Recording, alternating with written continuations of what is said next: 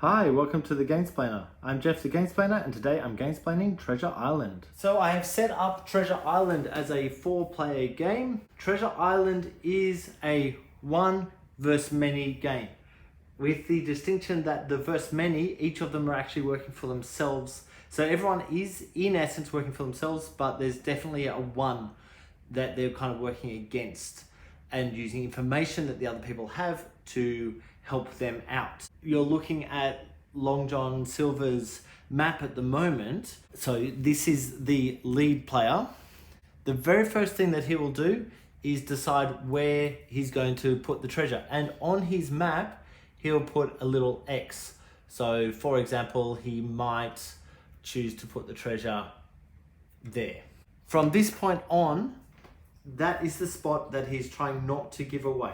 What's going to happen is that each of the players in order, so starting with red, will have a turn, then next, and we'll keep going around.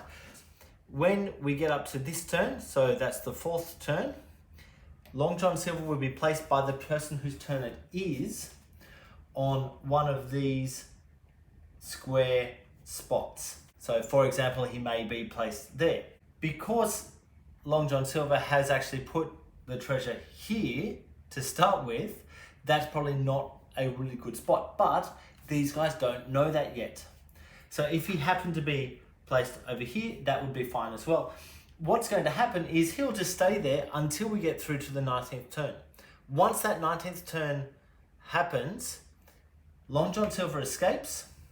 He can then move 6 inches at a time, measured by this. I'm assuming it's inches, it might be miles, it doesn't really matter what the name of it is. He can move 6, and he'd need to draw a line of where he's moving, but he could go to there, and then to there, and he's got the treasure, and he has won the game. So what needs to happen is these guys need to find that treasure before he is released, or at least gets to the treasure. Along the way, there's going to be a number of clues that come out. Long John Silver is going to start with 3 clues at random from that pile.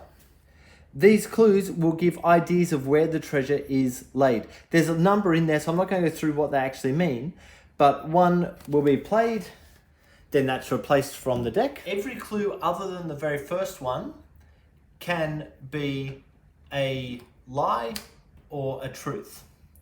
And what's going to happen is, say this was put down as the second one, the marker is put face down. So no one knows if that is a lie or that is the truth. So whether they should be following it or should not be following it. There will be a maximum of 2 lies anywhere in amongst the entire game. If that's the one that is played first, he would choose one of the miniatures and say who is the closest to the treasure, which I believe is the blue one. Since that has now happened, it's red's turn. Because red was at the back, so we move these forward one at a time. The stars tell you how many actions each person will have on their turn. So for the first part of the game up to here, so the 6th day, everyone's doing 1 action. From then on, everyone will be doing 2 actions. What are those actions? I'm glad you asked. You have the choice. You could travel on horseback, which might be up to here. It is 6 inches for a horseback movement, and you put a little X where he got to. That is 1 action. It would be 1 action to have a big search, which is using this ring. You can place it anywhere so that cross is in the ring. It doesn't have to be in the center of the ring. So you could do a big search, and doing a big search looks like this. Draw that around there. Long John Silver would then respond whether the treasure is in that ring. So at this point in time, because we know that the treasure's down here, Long John Silver would say no. He has the choice, this is where this comes in, of giving a clue. And the reason to give a clue is that some of these cards, which will come in at turn 8, have a little box down the bottom. That can only be used if one of these clues has been given. So in order to actually be able to use them, he wants to be able to give clues out. So he might say no and take one of these clues. It's his choice of which one, by the way. Put it in the box, give the box to the person.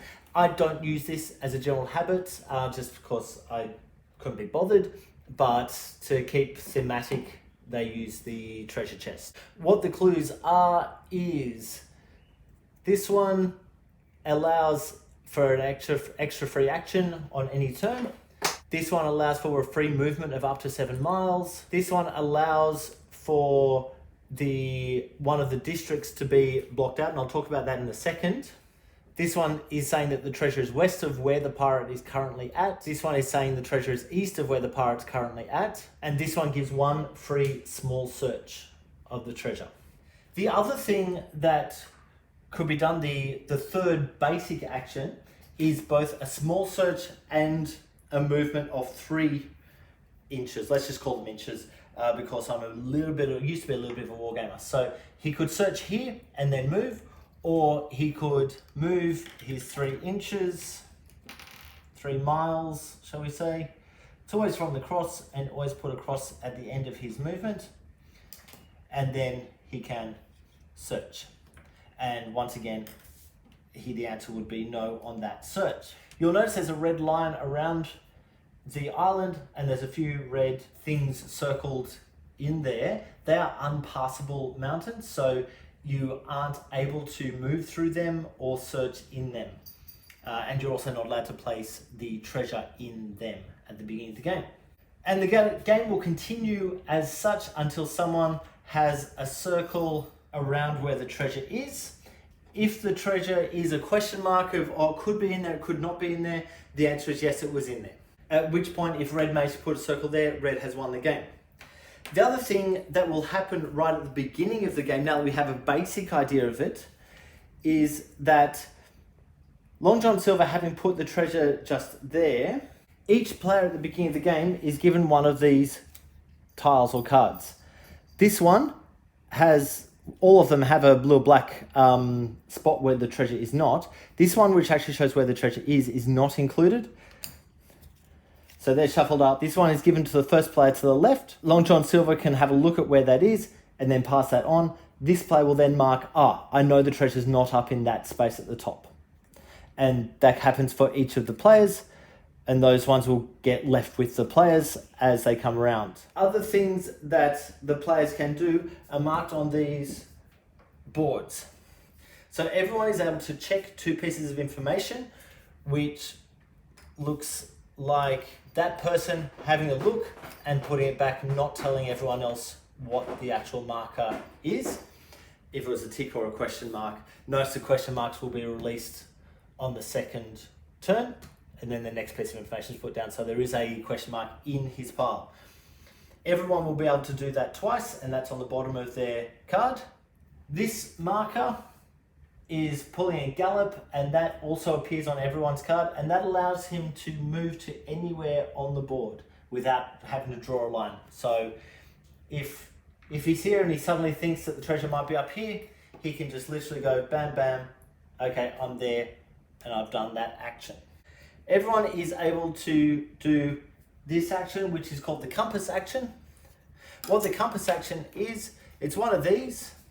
They would place this around their mini, making sure north is facing the same direction.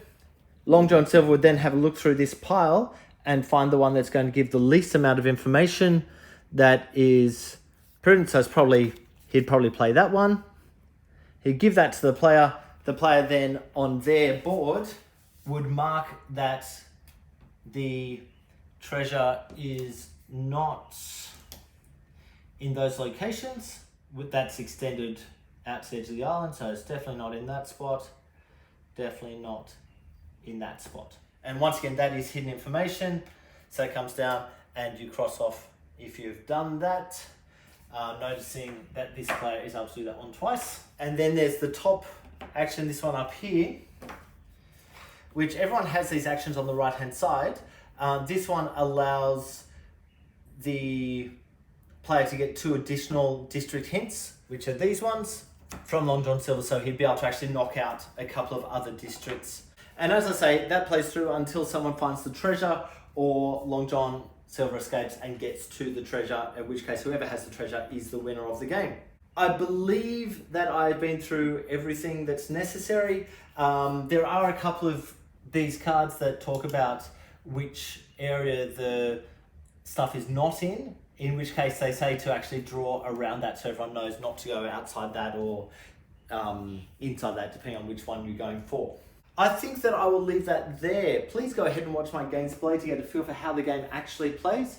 If you have any comments or suggestions, please write them below. If you have any games that you would like to be gamesplained, please shoot me an email at thegamesplainer@gmail.com. Follow me on Instagram and Twitter at thegamesplainer to keep up to date with the games that I'm playing. Subscribe to my videos to keep up to date with the games that I'm gamesplaining. And until next time, enjoy gaming.